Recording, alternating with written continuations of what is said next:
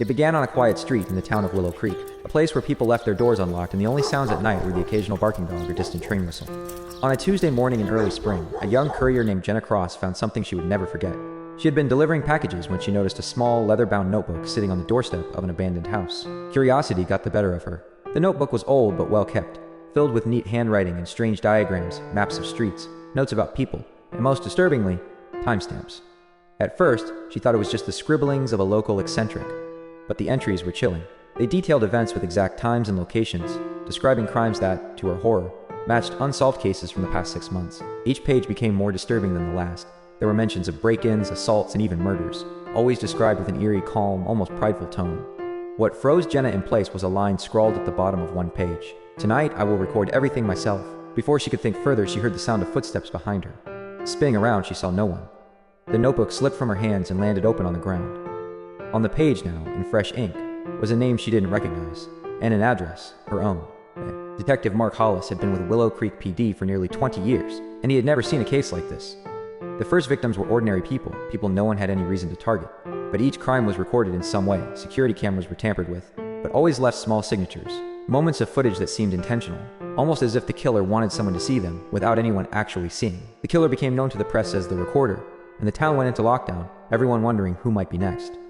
The killings weren't random, though. Hollis noticed a pattern. Each victim had been present at a specific event exactly 10 years prior, a fundraiser for the local library. But why? And what did the killer hope to achieve by documenting every step of his crimes? Hollis's investigation led him to a man named David Rowe, a reclusive former journalist. Rowe had disappeared from public life after a scandal ruined his career, but old acquaintances said he was obsessed with stories about justice and punishment. People who knew him described him as meticulous, quiet, and unnervingly precise. But no one had ever imagined he would turn that obsession into something so sinister. The first breakthrough came when Hollis discovered a hidden camera in one of the Recorder's crime scenes. Unlike the other footage, this one had been left untouched, showing the killer in a dimly lit room. He wasn't masked, and he wasn't hiding.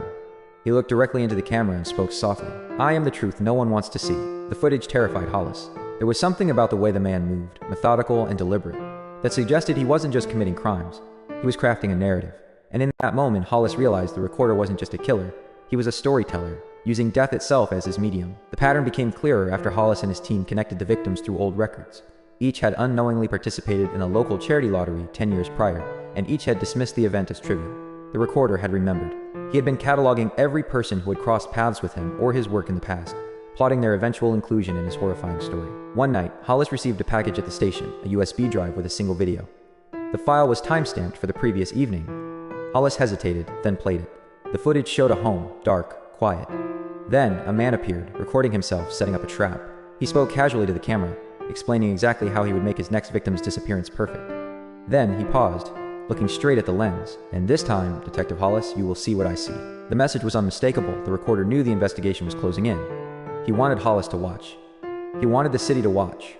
And he wanted the fear to grow. The following days were chaos. Every disappearance became more daring. Victims vanished from crowded areas, leaving behind no clues except cryptic notes. Sometimes, the notes described the exact moment the victim would be taken, almost as if the killer was daring the police to stop him. Hollis began noticing a chilling similarity among the crime scenes.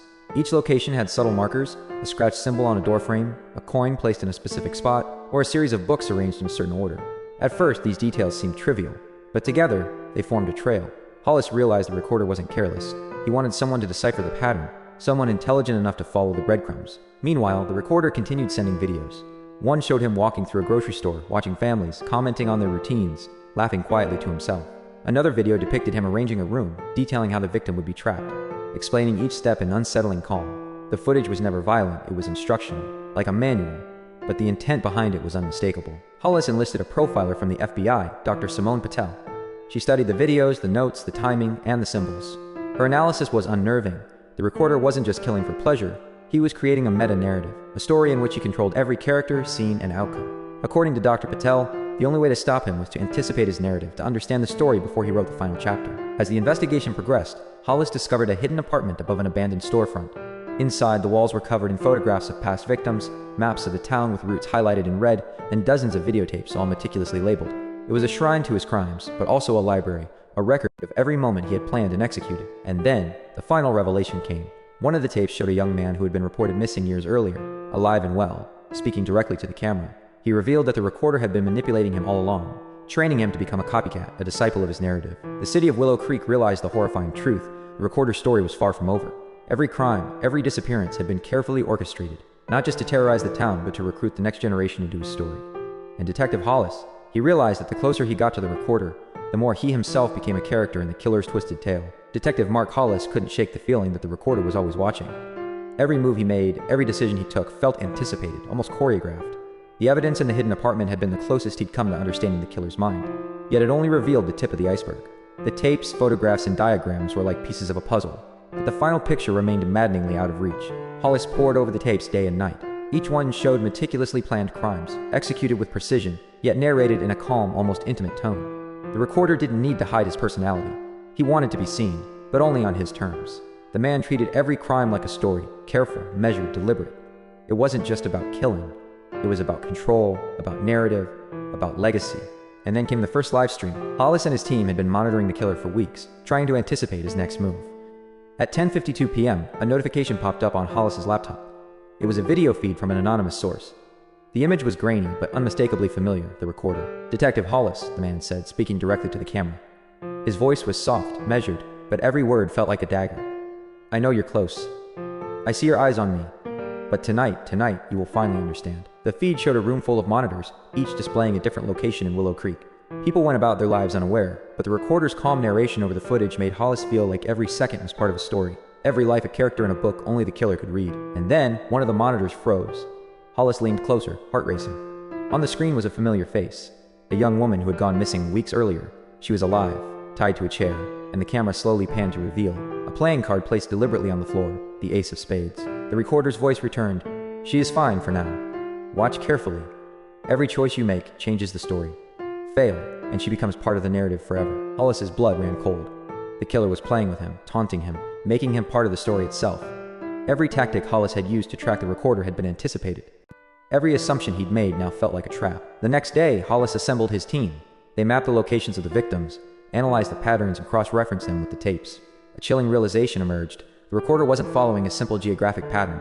He was following a temporal pattern, choosing victims based on the exact timing of events years ago. Birthdays, anniversaries, even minor occurrences had significance in his mind. It was a code, a narrative logic that no one else could see. Hollis knew he needed an expert who could think like the killer, someone who could anticipate narrative patterns. He contacted Dr. Simone Patel again. She was brilliant, methodical, and fearless. When she saw the live stream and the tapes, her expression darkened. "He's creating a story," she said quietly, almost to herself. "And the story is designed to trap you, detective. Every move you make is a chapter. Every action, a sentence. You're not just investigating him, you're a character in his novel. And the climax, it's coming." With Patel's help, Hollis began analyzing the symbols left at crime scenes.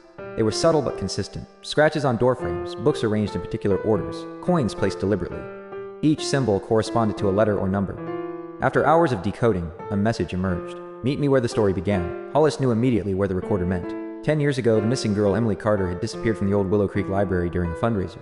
That abandoned building had been boarded up for years. It was where the first victim of this wave had crossed paths with the killer. And now, the recorder was summoning him there. Hollis gathered a tactical team, preparing for a raid. Every step toward the library was calculated, but he couldn't shake the feeling that this was exactly what the recorder wanted. That the moment he walked through those doors, he would enter the killer's story, becoming another character whose fate was already written. As they approached the library under the cover of night, the doors creaked open almost of their own accord. Inside, the smell of dust and old books was overpowering. Moonlight streamed through broken windows, casting long shadows that danced across the walls. And there, at the center of the main hall, was a projector, flickering to life, showing footage of past crimes, past victims, each one annotated by the recorder in meticulous handwriting. Hollis felt a chill. Every victim's path, every choice, every death had been orchestrated like a carefully written script. And at the center of it all, in the shadows, he saw a figure, tall, lean, perfectly composed. The recorder had been waiting. "You made it," the man said softly. "I wondered if you would follow the story to its end." Hollis aimed his flashlight, illuminating the killer's face. It was calm, eerily confident, almost serene. The man held a small remote, pointing it at the projector. Suddenly, the screens flickered to show live feeds from cameras around the city. Hollis realized the terrifying truth. The recorder had eyes everywhere. Every corner of Willow Creek had been under surveillance. "I wanted you to understand," the recorder continued. "Life, it's a story. Every choice, every action, every death, it's all part of a narrative. I am the author, and you, detective, are the protagonist. The question is, will you survive your chapter?" Hollis's heart pounded. He had never faced anyone like this. Rationally, he knew he had the tactical advantage. But instinctively, he knew the man had thought of every contingency, anticipated every move. Every plan Hollis had made was already part of the killer's story. And then, the first trap was triggered. Smoke canisters erupted from hidden vents, obscuring vision, filling the room with thick, choking haze. The doors slammed shut. The library, which had seemed empty and abandoned, had become a maze. Hidden passages revealed themselves. Walls shifted subtly as if alive, guiding or misleading, forcing Hollis deeper into the story. Through the smoke, the screens flickered again. A new message appeared. You must choose who writes the ending, you or I. Hollis understood immediately. The recorder's game wasn't just about murder or surveillance, it was psychological. Every step, every decision, would determine whether he could outthink a man who had spent years treating the world like a stage. He gritted his teeth, calling over the radio to his team, coordinating movement despite the chaos. Each step forward felt like walking a tightrope over a pit of fire. The recorder had designed the library as a labyrinth, forcing him to confront fear, doubt, and the inescapable notion that he was part of someone else's story. Hours passed, or was it minutes? Time felt distorted. Finally, in the heart of the labyrinth, Hollis confronted the recorder. The man smiled, calm as ever. You understand now, he said. The story never ends. It only changes characters. Some die, some survive, but the narrative continues. Before Hollis could react, a hidden panel opened, revealing another tape recorder. Hollis picked it up. The killer's voice echoed, but this time it was different, instructional, almost mentoring. Every protagonist faces choices. Every author decides fate. Will you finish your chapter, or let the story consume you? Hollis realized then that capturing the recorder wasn't enough. To survive, and to save the remaining victims, he had to think like the killer, predict the narrative, and act faster than the man who had written death as his art. The smoke lingered, thick and choking, as Detective Hollis cautiously moved through the library's shifting corridors. Every step echoed off the walls, but no response came. It was as if the building itself was alive, rearranging to disorient him, pushing him deeper into the killer's narrative. The screens on the walls flickered intermittently, showing past victims frozen in moments of terror, their eyes seeming to follow him, pleading silently. Hollis's radio crackled. Detective, what's your status? The tactical team was stuck outside, unable to enter the labyrinth. Too complex, he replied. We're inside, he's made the building itself a trap. Every turn revealed another layer of the recorder's planning.